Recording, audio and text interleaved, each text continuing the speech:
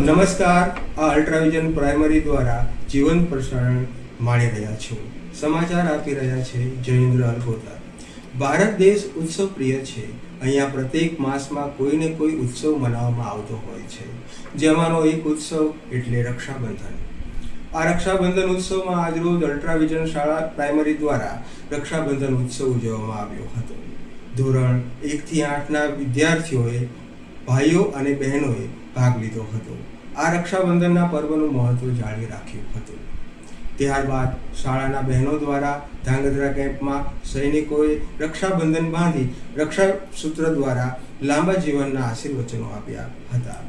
જવાનોમાં પણ લાગણીસબદ્ધ વાતાવરણ ઉપસી આવ્યું હતું.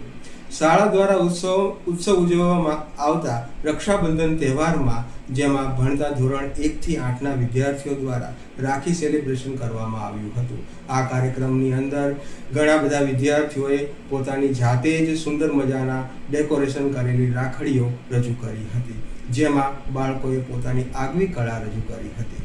આ સાથે જ આ સમાચાર પૂર્ણ થાય છે. નમસ્કાર.